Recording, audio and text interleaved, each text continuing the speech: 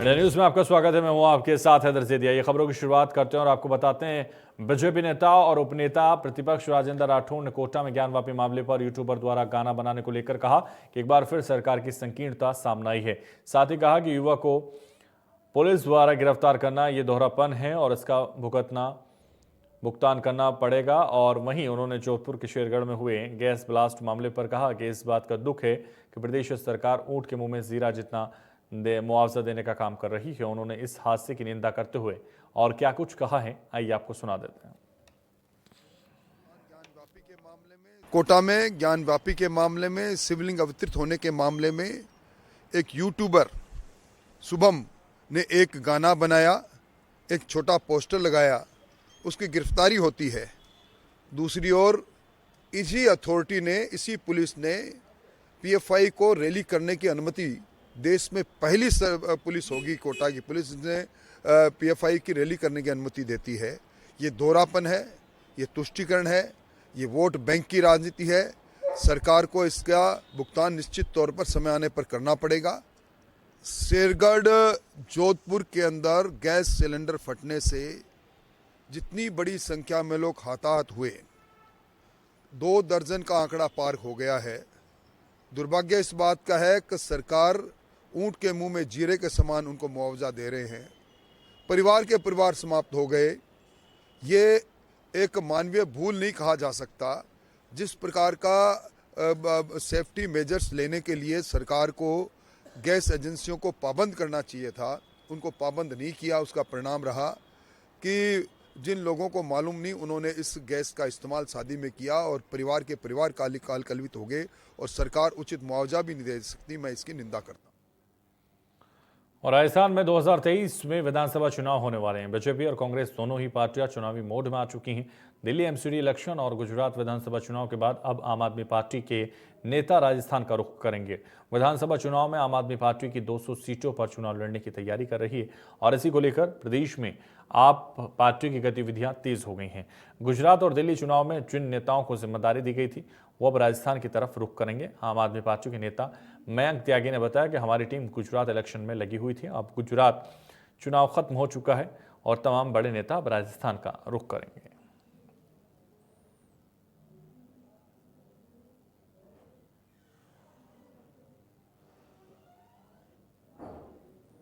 की सिमटे हुए हैं। हम लोग पूरी तरह से एक्टिव हैं। जमीनों पर हम लोग काम कर रहे हैं, लगातार जनता के बीच में है, लगातार जनता से संपर्क में है और हमारे लगातार नेता भी राजस्थान दौरे पर है। प्रभारी जी विनय मिश्रा जी मेरे ख्याल से महीने में फ्रिक्वेंटली वो बार बार राजस्थान आ रहे हैं। अभी कुछ समय पहले संजय सिंह जी भी आए थे, उससे पहले मनीष सिसोदिया जी भी उदयपुर आकर गए। और क्योंकि अभी काफ़ी टीम हमारी गुजरात दौरे पर थी, तो वहां से अब ये चुनाव खत्म होने के बाद काफी लोग अब राजस्थान की तरफ और ज्यादा की सिमटे हुए हैं। हम लोग पूरी तरह से एक्टिव हैं। जमीनों पर हम लोग काम कर रहे हैं, लगातार जनता के बीच में है, लगातार जनता से संपर्क में है और हमारे लगातार नेता भी राजस्थान दौरे पर है। प्रभारी जी विनय मिश्रा जी मेरे ख्याल से महीने में फ्रिक्वेंटली वो बार बार राजस्थान आ रहे हैं। अभी कुछ समय पहले संजय सिंह जी भी आए थे, उससे पहले मनीष सिसोदिया जी भी उदयपुर आकर गए। और क्योंकि अभी काफी टीम हमारी गुजरात दौरे पर थी, तो वहां से अब ये चुनाव खत्म होने के बाद काफी लोग अब राजस्थान की तरफ और ज्यादा पूरा एक ये नई स्टेट्स में जिनमें इलेक्शंस की तैयारी शुरू हो गई है, उनमें जैसे जैसे समय नजदीक आएगा, आपको बहुत जल्दी अरविंद केजरीवाल जी भी राजस्थान के दौरे पर नजर आएंगे। राजस्थान में राजनीतिक जमीन तलाश रही आम आदमी पार्टी ने 2023 के विधानसभा चुनावों की तैयारी शुरू कर दी है। अभी तक आम आदमी पार्टी राजस्थान में खाली सोशल मीडिया और प्रेस कॉन्फ्रेंसों तक सिमटी थी, लेकिन अब दिल्ली और गुजरात चुनाव के बाद अब तमाम जो आम आदमी पार्टी के नेता हैं, केजरीवाल सहित तमाम नेता राजस्थान आएंगे, राजस्थान के लोगों के साथ चर्चा करेंगे, बड़ी रैलियां होंगी। साथ ही जो आम आदमी पार्टी एक चेहरे की तलाश राजस्थान में कर रही है, वो तलाश अभी तक भले ही अधूरी हो, लेकिन अब तमाम जो टीम आम आदमी पार्टी की गुजरात और दिल्ली में लगी हुई थी, वो अब राजस्थान का रुख करेगी, जिससे कहीं ना कहीं जो दोनों राजस्थान में बड़ी आम पार्टियां हैं, बीजेपी और कांग्रेस, उनकी राह में रोड़े अटकाने का काम करेंगी। साथ ही अगर आम आदमी पार्टी के जो समीकरण हैं वो राजस्थान में अगर बैठते हैं तो कहीं ना कहीं दोनों के लिए ही मुश्किलें खड़ी आम आदमी पार्टी करेगी। कैमरा पर्सन निर्मल के साथ विष्णु शर्मा, इंडिया न्यूज, जयपुर। राजस्थान में कांग्रेस सरकार के कार्यकाल को 4 साल पूरे होने वाले हैं और इसी को लेकर राज्य सरकार की तरफ से 16 तारीख से राजधानी जयपुर में कई कार्यक्रमों का आयोजन किया जाएगा। इन कार्यक्रमों में सरकार के कार्यों की उपलब्धियां गिनाई जाएंगी। वहीं इस कार्यक्रम में राहुल गांधी के भी शामिल होने की संभावना जताई जा रही है और इसी को लेकर हमारे संवाददाता प्रशांत यादव ने प्रदेश के उपनेता प्रतिपक्षों से खास बातचीत की है। दिखाते हैं। राजस्थान में कांग्रेस सरकार के कार्यकाल को 4 साल पूरे होने वाले हैं और इसी को लेकर सरकार अपनी उपलब्धियां गिनाने के लिए कई कार्यक्रम भी करने जा रही है। इसी पर खास बातचीत के लिए हमारे साथ नेता उप प्रतिपक्ष राजेंद्र राठौड़ मौजूद है। सर, कांग्रेस के 4 साल सरकार के पूरे होने वाले हैं, खुद राहुल गांधी है जो यहां पर पधारने वाले हैं। किस तरीके से रहे 4 साल सरकार के 4 साल बदहाली के रहे। एक भी मोर्चे पर सरकार ने लोगों से जो वादा किया था उसको पूरा नहीं कर पाई। कानून व्यवस्था को लेकर आम आदमी दहशतगर्दी की जिंदगी को जीने के लिए मजबूर रहा। गैंगस्टरों को समानांतर पुलिस से भी ज़्यादा उन्होंने अपनी समानांतर व्यवस्थाएं की। जेल में रहकर रंगदारियां वसूल करने का काम हुआ। महिला दुष्कर्म में राजस्थान पहली पायदान पर पहुंचा। जर्जर कानून व्यवस्था और भ्रष्टाचार के अंदर अलग अलग एजेंसियों ने जो सर्वे किया उसके अंदर भी राजस्थान पहली पायदान पर पहुंचा। विकास ठहरा हुआ रहा। जो भी वादे बजट घोषणा पत्र में, चुनाव घोषणा पत्र में सरकार ने किए वो सरकार के अंतर्द्वंद के कारण से एक वादा भी पूरा नहीं हो पाया। एक उपलब्धि है 4 साल की कि जादूगर मुख्यमंत्री जी ने जादुई तरीके से अपनी कुर्सी बचाने में वो कामयाब रहे। भारत जोड़ो यात्रा पर राजकुमार राहुल निकले हैं, पर राजस्थान में कांग्रेस तोड़ो यात्रा इस सरकार के जन्म के साथ प्रारंभ हुई जो सरकार के अंत के साथ ही पूरी होगी। कांग्रेस का कहना है कि जब भारत जोड़ो यात्रा का प्रवेश राजस्थान में हुआ उसी को लेकर है जो बीजेपी ने जन आक्रोश रैली निकाली है, मगर कहीं ना कहीं लोगों का रेस्पॉन्स नहीं मिलता जा रहा है। उनकी जन आक्रोश रैली फ्लॉप होती नजर आ रही है। देखिए, जन आक्रोश रैली के प्रथम चरण में हमें सिर्फ जनसंपर्क करना था। अब इस 15 तारीख से हम हर विधानसभा के अंदर अपनी सभाएं करेंगे। उसके बाद वो बात उठाते तो ठीक था। हम लोगों को लोगों की शिकायतें इकट्ठी करनी थी, लोगों से जनसंपर्क करना था और दुर्भाग्य इस बात का रहा कि इतनी शिकायतें, 10 लाख से ज़्यादा शिकायतें अब तक मिल चुकी है। 86,000 से किलोमीटर से ज़्यादा हमारी यात्रा चल चुकी है। ये आडंबर है भारत जोड़ो यात्रा। नरेगा के अंदर, कल कोटा के अंदर जिस प्रकार नरेगा कर्मियों को बुला कर लाया गया और ठिठुरती रात में 10 बजे तक उन्होंने आंदोलन किया, तब जाकर उनको वापस छुड़ाया गया। इस प्रकार छदम भीड़ के माध्यम से भारत जोड़ो यात्रा को एक महिमा मंडन करना चाहती है कांग्रेस के मुख्यमंत्री, जिसमें वो कामयाब नहीं हो रही। सर, अपराधों को लेकर अगर बात करें तो राजस्थान में मुख्यतः अपराधों का कांटा लगातार बढ़ता जा रहा है। बीजेपी अपने स्तर पर किस तरीके से काम कर रही है अपराधों से ताकि लोगों को बचाया जा सके? देखिए, बीजेपी का काम सरकार को जगाना है। हमने अलग अलग समय पर सोशल प्लेटफॉर्म से लेकर वर्चुअल प्लेटफॉर्म से लेकर जगह जगह पर रैली के माध्यम से, अलवर में रैली के माध्यम से, लक्ष्मणगढ़ में रैली के माध्यम से सरकार को चेताने की कोशिश की है, पर सरकार निरंकुश है। अब सरकार को खुद को फैसला करना है। इन्होंने पारदर्शी जवाबदेह शासन देने की बात कही थी। अब शासन का अंत किस पारदर्शिता से होगा वो सरकार को लेकर बैठेगा। जी बिल्कुल, ये थे हमारे साथ नेता उप प्रतिपक्ष राजेंद्र राठौड़। इन्होंने बताया कि किस प्रकार से जो है कांग्रेस के राजस्थान में 4 साल रहे, किस तरीके को और किसको लेकर है जो कांग्रेस यहाँ पर जश्न मना रही है। हालांकि बीजेपी अपने स्तर पर लगातार काम कर रही है, मगर जरूरत है राजस्थान की सरकार को जागने की। कैमरा पर्सन निर्मल के साथ मैं प्रशांत यादव, इंडिया न्यूज, जयपुर। राजस्थान विश्वविद्यालय में 6 साल में बनकर तैयार हुई डिजिटल लाइब्रेरी उद्घाटन को लेकर लगातार विवाद मचा हुआ था। लाइब्रेरी के उद्घाटन के लिए कई प्रदर्शन और धरने देखने को मिले। इसको लेकर अलग अलग छात्र संगठन, फिर चाहे एबीवीपी हो या एनएसयूआई हो, अपने अपने स्तर पर लाइब्रेरी के उद्घाटन के लिए प्रयास करते हुए नजर आए थे। इन सब के बाद 16 नवंबर को मुख्यमंत्री अशोक गहलोत के द्वारा इस लाइब्रेरी का उद्घाटन कर दिया गया। उद्घाटन के बाद विश्वविद्यालय के छात्र छात्राओं को उम्मीद थी कि वो सब लाइब्रेरी में बैठकर पढ़ाई करेंगे, लेकिन छात्रों का ये विश्वास टूटता हुआ नजर आ रहा है। लाइब्रेरी का उद्घाटन हुए करीब 1 महीना होने वाला है, इसके बाद भी लाइब्रेरी सही ढंग से अभी तक नहीं चालू है और लाइब्रेरी के उद्घाटन के बाद भी बंद पड़े रहने के कारण लाइब्रेरी डायरेक्टर दीपा माथुर से जब बातचीत की गई तो उनका कहना है कि राजस्थान विश्वविद्यालय की डिजिटल लाइब्रेरी के इंफ्रास्ट्रक्चर के लिए सभी टेंडर्स हो गए हैं। अब जल्द ही लाइब्रेरी में सभी संसाधन लगाए जाएंगे। दीपा माथुर का कहना है कि 15 से 20 दिन में ये सभी काम पूरे हो जाएंगे, जिसके बाद लाइब्रेरी सुचारू रूप से चालू हो जाएगी।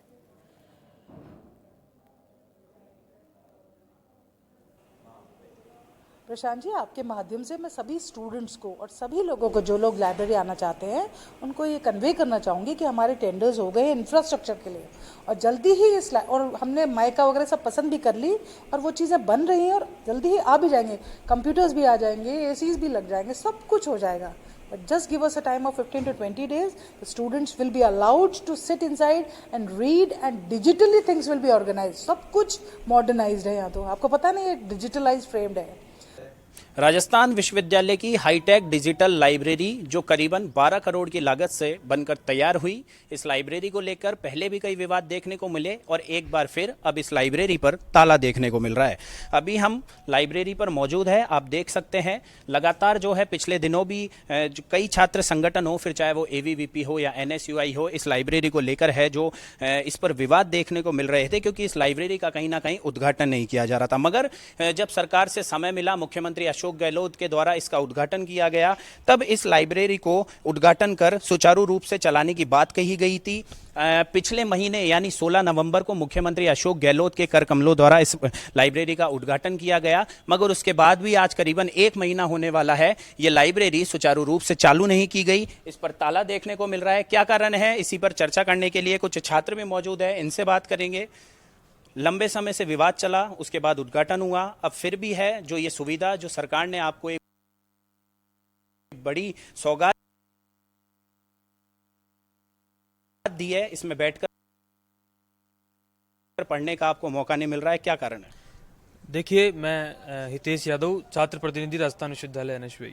सबसे पहले मैं बताना चाहूँगा कि जब राजस्थान विश्वविद्यालय में ये लाइब्रेरी अलॉट हुई, सरकार ने अलॉट की, लाइब्रेरी का भवन बना, तब से ही छात्रों को इंतज़ार था कि हमारे लिए एक डिजिटल लाइब्रेरी तैयार हो रहा है, हाईटेक लाइब्रेरी तैयार हो रहा है, जो कि काफ़ी बड़ा और काफ़ी ही पढ़ाई के स्तर से काफ़ी देखें तो इसको काफ़ी अच्छा माहौल वाला ये लाइब्रेरी बन रहा था। तो छात्रों को लगातार इंतज़ार था कि लाइब्रेरी में हम बैठ के पढ़ेंगे। आनंद फानंद में विश्वविद्यालय ने मुख्यमंत्री महोदय को बुलाकर इसका उद्घाटन भी करवाया। उस समय छात्रों को ये था कि हाँ, अब तो हम लाइब्रेरी में बैठ सकेंगे क्योंकि उसका उद्घाटन हो गया। लेकिन न जाने विश्वविद्यालय प्रशासन, चाहे कुलपति हों, रजिस्ट्रार हों, और यहाँ जो यूनिवर्सिटी के सीनियर प्रोफेसर हैं जो सिंडिकेट के, वो इस लाइब्रेरी को अब तक क्यों बंद रख रखे हैं। ये छात्रों के साथ खिलवाड़ है, विद्यार्थियों के साथ खिलवाड़ है, क्योंकि जो पुरानी लाइब्रेरी है वो प्रॉपरली उसमें बच्चे बैठ नहीं पाते। लगातार जो है सरकार सौगात दे रही है, उसके बाद भी है जो क्यों प्रशासन के द्वारा इस लाइब्रेरी को बंद रखा गया है, क्यों बच्चे इससे वंचित है आज भी? देखिए, इसके लिए साफ तौर से राजस्थान विश्वविद्यालय जो प्रशासन है वो पूर्णतः इसका जिम्मेदार है। और राजस्थान विश्वविद्यालय में जो ये हाईटेक जो लाइब्रेरी बन के पिछले 2-3 साल से तैयार हो चुकी है, पिछले 16 नवंबर को माननीय मुख्यमंत्री जी द्वारा इसका उद्घाटन भी किया गया और उद्घाटन के 1 महीने बाद भी इसको प्रॉपरली तरीके से इसको चालू नहीं किया जा रहा है। ये विश्वविद्यालय प्रशासन के द्वारा कहीं ना कहीं इसमें भ्रष्टाचार की बू आ रही है। तो मैं चेताना चाहता हूँ विश्वविद्यालय प्रशासन को कि जल्द से जल्द इसको चालू किया जाए, अन्यथा राजस्थान विश्वविद्यालय का छात्र है वो वापस दोबारा से सड़कों पर आएगा और विश्वविद्यालय प्रशासन इसका पूर्ण रूप से जिम्मेदार होगा।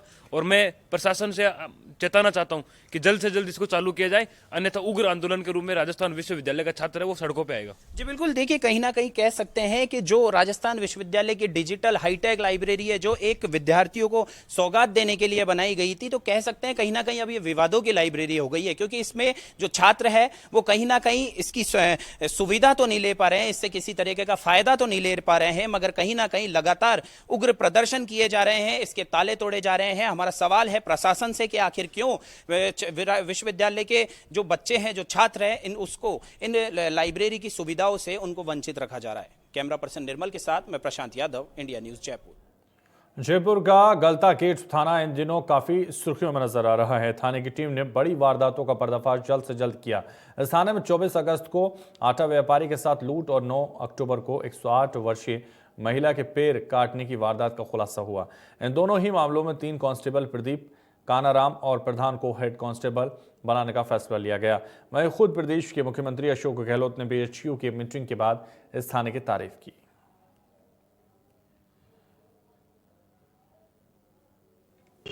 देखिए, दो बड़ी घटनाएं गलतागीर थाने में हुई थी, जहां पर एक आटा व्यापारी के घर पे डकैती, जिसमें दिल्ली की गैंग ने पूर्व रेकी करके लगभग 1.5 साल की तैयारी के बाद एक सशस्त्र डकैती घर में कारित की, और जिसके बाद बड़ी कड़ी मेहनत करते हुए जल्दी ही उसका खुलासा करके 13 लोगों को गिरफ्तार कर लिया गया। इस वक्त हम मौजूद है जयपुर के गलतागेट थाने में। ये वही थाना है जिसकी प्रदेश के मुख्यमंत्री अशोक गहलोत ने 3 जो बड़ी कार्रवाई हुई, उन कार्रवाई में जो 2 कार्रवाई है वो यहाँ की बताई है। बाकायदा आप देख सकते हैं जो यहाँ का स्टाफ है वो काफी मुस्तैदी के साथ में जो अपनी तमाम कार्रवाई है उस कार्रवाई को अंजाम देता हुआ नजर आ रहा है। आप देख सकते हैं गेट पर किस तरह से जो संतरी है वो यहाँ पर अपनी ड्यूटी अंजाम दे रहे हैं, और आप देख सकते हैं जो यहाँ पर परिवादी अपनी फरियाद लेकर पहुंच रहे हैं वो तमाम लोग किस तरह से यहाँ पर अपनी जो कार्रवाई है उसको अमली जामा पहनाते हुए नजर आ रहे हैं। बहरहाल जिस तरह से इसी थाना इलाके में 2 बड़ी वारदातें हुई थी जिनका खुलासा काफी जल्दी कर दिया गया, जिसकी तारीफ खुद प्रदेश के मुख्यमंत्री अशोक गहलोत ने जो भी हाल ही में पीएचक्यू में मीटिंग के बाद प्रेस कॉन्फ्रेंस हुई थी उसके बाद की थी। जिस तरह से यहाँ की कार्रवाइयों की तारीफ की गई, इन कार्रवाइयों के मद्देनजर यही कहा जा सकता है कि अगर राजस्थान के जो दूसरे थाने हैं वो इन कार्रवाइयों से सबक लेते हुए अगर कार्रवाई करें तो जरूर सीएम उनकी तारीफ अपनी प्रेस कॉन्फ्रेंस में करते हुए नजर आएंगे। सहयोगी कैमरा पर्सन राकेश गुप्ता के साथ मोहम्मद रजाउल्लाह, इंडिया न्यूज।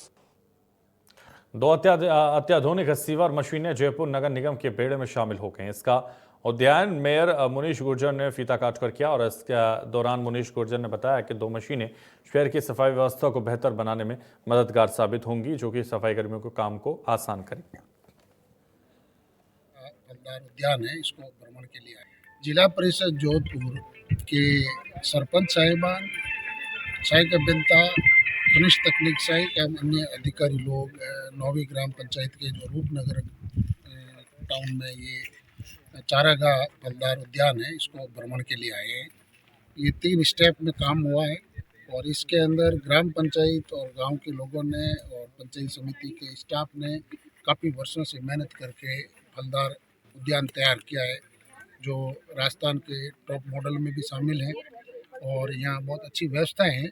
हाल फिलहाल जो कमी जो लगी पानी की समस्या है उसको पंचायत समिति स्तर से हम दूर कर देंगे, ताकि ये जो फलदार उद्यान है उसमें उत्तरोत्तर प्रगति। आपको नहीं, कमियाँ ज़्यादा कुछ नहीं है, लेकिन कुछ इनोवेशन जो जोधपुर से टीम में सहायक अभियंता वगैरह बता रहे हैं, वीडियो साहब वगैरह, इन्होंने कुछ नया इनोवेशन बताया है, उसके बारे में भी ग्राम पंचायत तैयारी करेगी। और सबसे बढ़िया है कि इसमें फल देख के जो टीम आई है उसको बहुत खुशी और हर्षित महसूस हुआ है। कुछ उन्होंने अच्छे सुझाव दिए हैं, उन सुझावों को उपयोग में लेते हुए हमें ग्राम पंचायत पूरा काम करेगी, और हमें जो आज देखने को मिला है वो अकल्पनीय, असोचनीय और विश्वसनीय हो रहा है कि नरेगा साइट पर इस तरह की वर्किंग ग्राम पंचायत और पंचायत समिति सुमेरपुर की टीम द्वारा और बीडीओ साहब के नेतृत्व में, सोहन जी के नेतृत्व में जो कार्य हुआ है उत्कृष्ट है। इसके बारे में कोई भी टिप्पणी करना उचित नहीं है।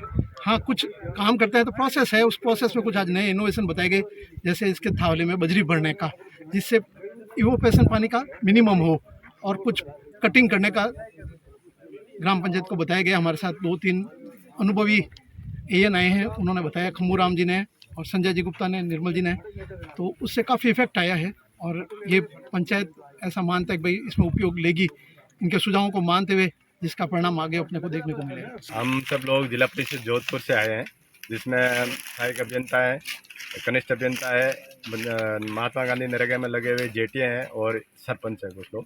हमने यहाँ पे महात्मा गांधी नरेगा में प्लांटेशन का इतना बढ़िया काम देखा कि यहाँ इसका इन्होंने फलदार पौधा का एक बहुत अच्छा बगीचा डेवलप कर लिया है। ये अपने आप में एक उदाहरण है, और इससे हम बहुत कुछ सीखे हैं, और हम हमारे ज़िले में भी ऐसे प्रयोग करेंगे।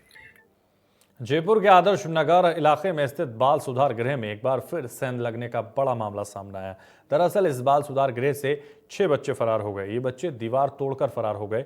बच्चों को अलग अलग मामलों में बाल सुधार गृह में रखा गया था। वहीं इस पूरे मामले को लेकर बाल सुधार गृह के अधिकारियों की तरफ से ट्रांसपोर्ट नगर थाना पुलिस को FIR भी दी गई थी। फिलहाल पुलिस पूरे मामले की तहकीकात करती हुई नजर आ रही है और वहीं जिस गार्ड ने यहां पर लापरवाही बरती है उसको निकाल दिया गया है।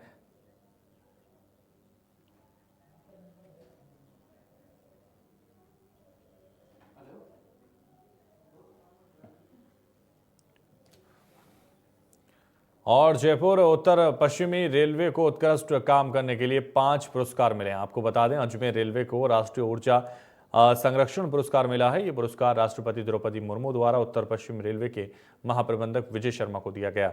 वहीं प्रमुख मुख्य यांत्रिक इंजीनियर अमिताभ को भी पुरस्कृत किया गया, जिसकी जानकारी उत्तर पश्चिमी रेलवे के कैप्टन शशि किरण ने दी है। दिनांक 14 दिसंबर राष्ट्रीय ऊर्जा संरक्षण दिवस के रूप में मनाया जाता है और यह बहुत ही हर्ष का विषय है कि उत्तर पश्चिम रेलवे को आज ऊर्जा संरक्षण में प्रथम पुरस्कार अजमेर कारखाने को मिला है। आज विज्ञान भवन में आयोजित एक समारोह में माननीय राष्ट्रपति द्रौपदी मुर्मू के द्वारा महाप्रबंधक श्री विजय शर्मा जी को ये पुरस्कार प्रदान किया गया।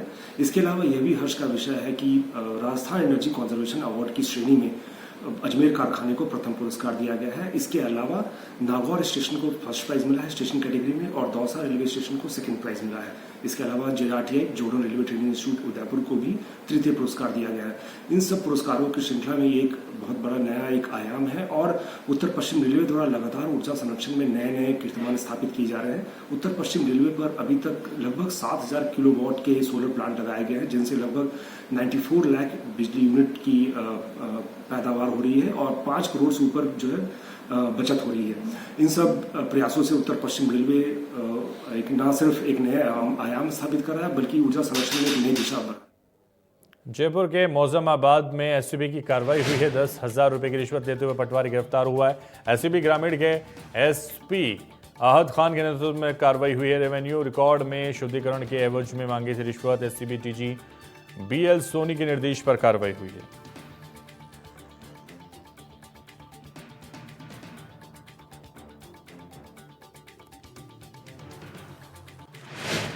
जयपुर के बस्सी में गुरु और शिष्या का रिश्ता फिर शर्मसार हुआ। यहां 3 छात्राओं के परिजनों ने टीचर पर छेड़छाड़ का आरोप लगाया। गुस्साए ग्रामीणों ने स्कूल में टीचर का घेराव कर दिया और वहीं सूचना पर पुलिस से आरोपी को गिरफ्तार कर लिया और मामले में जांच कर रही है।